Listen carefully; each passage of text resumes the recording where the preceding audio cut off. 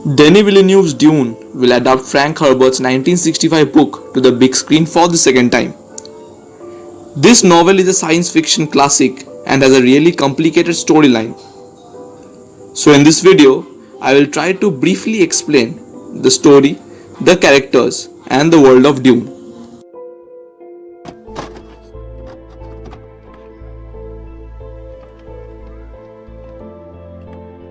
Number 1. The setup of Dune. Dune is set thousands of years in the future, and the world has only gotten more complicated. The human race is scattered across the universe, and a different aristocratic house leads each planet. These houses are united by one empire, ruled by Emperor Corino. Over the course of thousands of years, the Bene Gesserit have formed, and the all-female group plays a major role in social, religious, and political life across the empire. The Bene Gesserit are superhuman, possessing spiritual and mental capabilities that the average human could never conceive of. These abilities are due to selective breeding, and the Bene Gesserit's ultimate purpose is to use this to produce the Kwisatz Haderach, a male superhuman who is omniscient. Just as impressive as the Bene Gesserits are the Mentats. In Dune, all artificial intelligence, computers, or thinking machines were destroyed 10,000 years before the start of the film. The Empire replaced them with the Mentats, which are human computers that can do extremely complex calculations in milliseconds. However, even with Mentats, the absence of thinking machines made space travel impossible. And that's where the Arrakis and the spies come in. Number 2. Planet Arrakis and spies. Arrakis is a harsh desert planet in Dune that's borderline inhabitable. Water is extremely scarce and dangerous sandworms terrorize the native freemen. The freemen are only able to survive because of their complex systems to conserve water and their belief that a messiah will revolutionize Arrakis one day, an idea planted by the Bene Gesserit. Arrakis would be relatively untouched and forgotten, but the spice makes the desert planet valuable. Number 3. Paul and House Atreides. Dune will follow the life of Paul Atreides and his family.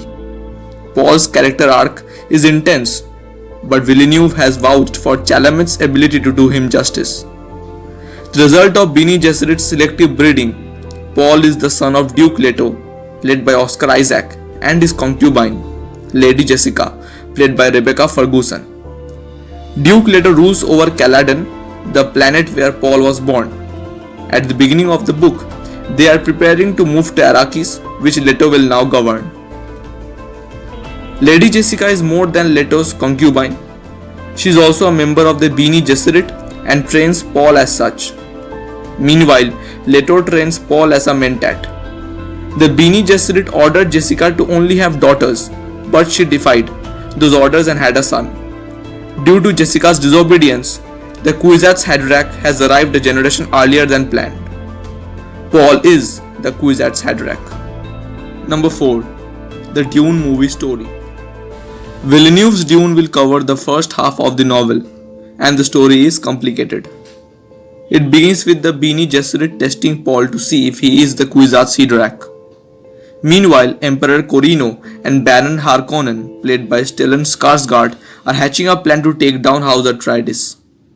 The plan commences when House Atreides relocates to govern Dune, and the Emperor allows the Harkonnens to use an elite group of soldiers called the Sardaukar. The Harkonnens convince one of Leto's most loyal men to turn against him and pin the blame on Jessica. The attack doesn't seem surprising or suspicious due to the Harkonnens' generation-long feud with the Atreides. The plan would go off without a hitch, but the Harkonnens didn't account for Paul. With his immense abilities, he and Jessica escape the attack. They flee to the desert where they meet the Freemen. Most likely, the first movie will end here.